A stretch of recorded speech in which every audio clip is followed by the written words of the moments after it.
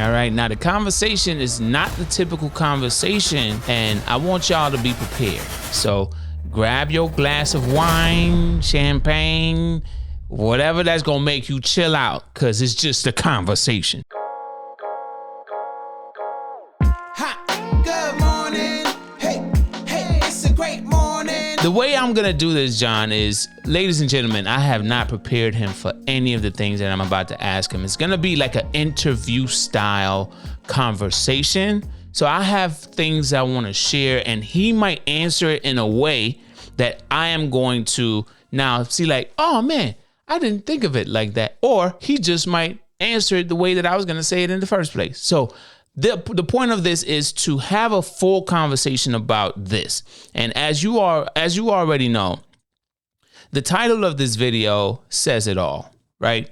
You cannot tell me that you're signing up to drive and you're afraid of miles. So, John, why are you afraid of miles when miles are saving you money? Do you believe it's saving you money? Oh, especially after I filed my taxes this year, it so much does. Okay, so let me ask you, before we really dive into each section, because I have 6 sections that we'll be discussing, right? I have to ask, what type of vehicle do you drive? Currently a Toyota Prius. Oh, so you got the hybrid thing going on. Uh-huh. Okay. All right. I don't drive a Toyota Prius, but I do larger orders and my vehicle makes up for whatever gas or whatever I burn, right? So anyway, which one would you choose? Gas or miles when it's time for taxes? For my current situation, it's always going to be miles. So now we still haven't gotten into the questions yet, but I got to ask you, is gas something you feel you should factor in if you're going to consider miles for taxes? I would say that depends on 2 things, and you have to answer yes to both. One of which is what kind of vehicle am I driving, Mm-hmm. and what kind of work am I doing? Okay. So with your current situation, with how you're driving, the vehicle that you're driving and the kind of work that you do, which one would you choose? Because I believe you cannot choose both. You cannot. You have to choose either the standard mile deduction or an itemized deduction. For me, it will always be mileage until my next vehicle, maybe, and that depends on expansion of my city and do I get more work options. Okay. So I'm glad you answered that way, right? So the first section we're going to dive into here is the fear of miles. Now, I have 3 questions and, let's just have this conversation, all right? So question number 1, why do so many gig workers avoid miles like they're losing money every time they drive? Because vehicles have a finite life system, and we are taught that it's anywhere between 200,000 and 300,000 miles. Okay. So, all right.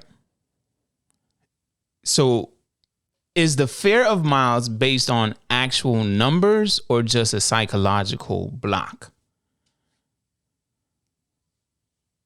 In your opinion? I'd say it's a little bit of column A, a little bit of column B.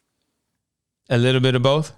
Yeah. And some of it might have so for me, it's less of a fear because my father was teaching me how to do car work. I have learned to do my own car work. So I understand that. So the lifespan of my vehicle will be significantly longer than someone else's. Okay. All right. So where does this mindset come from as to is it misinformation, fear of wear and tear, or a lack of long-term thinking? Multitude of things. So there's lack of information, misinformation, Mm-hmm. which are 2 totally different things. Honestly, the reason why I got the model year of my vehicle was because of Lyft, which I inadvertently quit doing a couple months afterwards. Okay. But Lyft has a specific year requirement to drive for their platform. So there's also that. You have so many miles your vehicle can be allowed in certain states based on their laws, so specific year model. So there's that comes into play with the companies. Okay. Um, and then just the lack of knowledge on how to repair. Some place people, it's two different jobs trying to be worked out of the same vehicle. So fear of the vehicle breaking down. It there and I'm sure I'm missing some, but those are the big ones that like were a factor for me. So was depreciation a big thing for you in that conversation of driving? No, never. I've never thought of depreciation. I think it's a myth.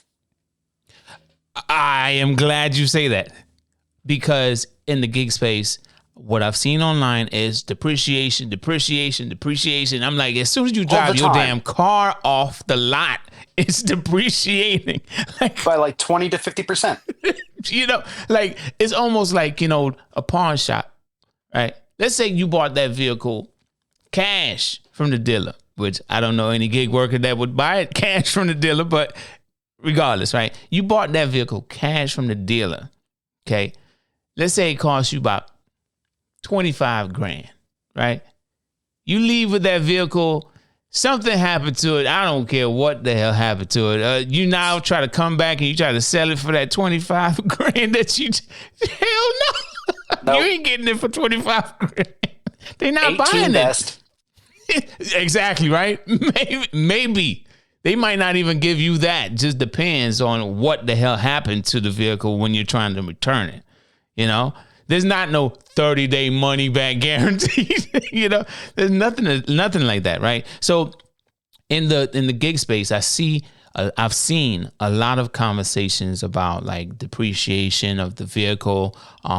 Make sure that the wear and tear and all that stuff. You got to calculate gas. You got to calculate this. And I'm like, I hear you, but I don't hear you. It's like at the same time, but it's like, I have my own way of thinking, and I don't want to say too much right now because there's more questions that I have to ask.